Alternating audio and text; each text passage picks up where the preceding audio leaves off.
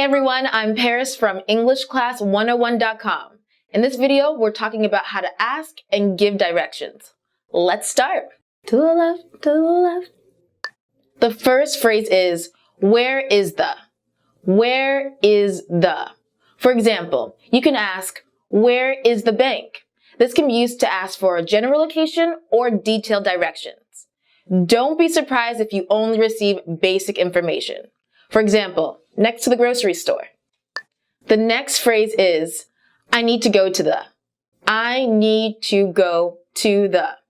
For example, you can say, I need to go to the police station. The word need is used, but this is used for non-emergencies as well. How do I get to the? How do I get to the? For example, you can say, how do I get to the museum? This question can be used to ask for step-by-step directions instead of a general location. Is the near here? Is the near here? For example, you can say, is the library near here? If you're unfamiliar with an area, you can ask to get this information about a specific place where you want to go. Is the bathroom near here? Excuse me, do you know where the is? Excuse me, do you know where the is? For example, you can say, excuse me, do you know where the park is? Only use excuse me when you're starting a conversation with a stranger. Another common phrase is the far from here? Is the far from here? For example, you can say, is the post office far from here? This is an indirect way to ask for directions. People will tell you how far the place is and probably tell you the best way to get there. Walking, taking a bus, driving, Uber. Now let's take a look at expressions to give directions. Turn left. Turn left. For example, you can say, turn left after 2 blocks. This gives you information about how far you should go before you make any changes. In this case, you should go left. To the left, to the left. Turn right. Turn right. For example, you can say, turn right at the 3rd traffic light. This also gives you information about how far you should go before taking another action. In this case, you should go right. Go straight.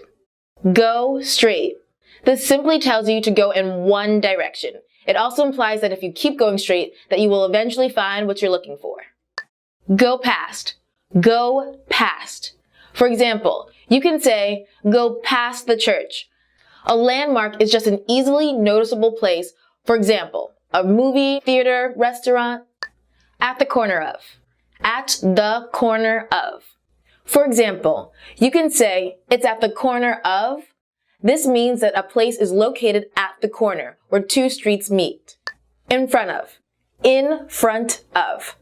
For example, you can say, the bus station is in front of the supermarket. We use front to refer to the main entrance of a building. It can also mean visible from the front, and doesn't necessarily mean it's directly in front of something. Behind. Behind. For example, you can say, the parking lot is behind the movie theater. We use behind to say that something is at the rear of a building. The front of a building is its main entrance, so which side it's facing the street is really not important. Next to. Next to. For example, you can say, the restaurant is next to the park. This is an example of using a non-specific location to give general directions. Next to can be anywhere beside, in front of, or around a place. McDonald's is next to my house. Between. Between. For example, you can say, the store is between the coffee shop and the pet store. Between is used with 2 other places. When using between, the main place will always be in the middle of the 2 other places. Okay, that's all for this lesson. Which phrase do you like the most? Leave us a comment and let us know. And I'll see you next time, guys. Bye. Hey guys, I'm Parris from EnglishClass101.com. In this video, we'll be talking about making complaints in English. So let's get started. The first complaint is, I'm starving. I'm starving. This is an exaggeration you can use when you're hungry. I am always starving, even right now. The next complaint is, it's noisy. It's noisy. This kind of complaint is one that you would make to a friend. Telling the staff of a restaurant won't help.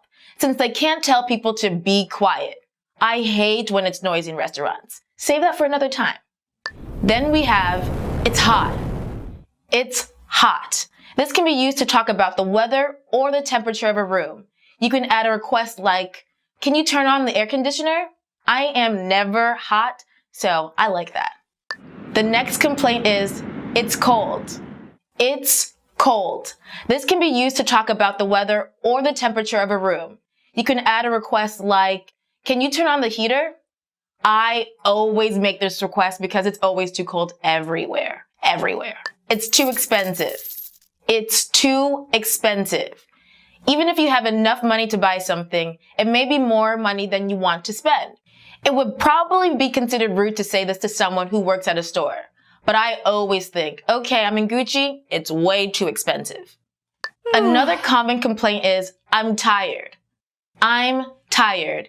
Use this complaint to imply that you want to sit down, relax, go home, take a break. When I babysit my 5-year-old cousin, I leave thinking, I'm tired. The next complaint is, I gained weight. I gained weight. This is a self-criticism that implies that you want to lose weight. Many people say, I got so fat. I'm always broke. I'm always broke. Use this to complain about never having enough money. I am always broke because I always want more money. The next complaint is, my job is boring. My job is boring. This is a really common complaint used by people who don't think their jobs are very exciting. Usually it means that you want to find a different, more fun job. It's alright, teachers, your job isn't boring. That person stinks. That person stinks. You can use stinks to talk about a literal physical smell or a general insult meaning that you don't like how someone smells. I hate when people smell on the bus. Not good. Not okay. The next complaint is, there's too much traffic. There's too much traffic. This is a common complaint among people who commute to work by car. Certain roads are especially bad during rush hour, which is the time in the morning or night most people are going home or to work. If I left at, it was 7 p.m., I would be here in 10 minutes. But because it's daytime in LA, it took me 30 minutes to get here, and I drive really, really fast. And it still took me 30 minutes. The next complaint is, the Wi-Fi here is too slow. The Wi-Fi here is too slow. This is just a general complaint you may have about the internet speed. If you're at a cafe or somewhere with Wi-Fi, you can request that they reset the Wi-Fi to improve the speed.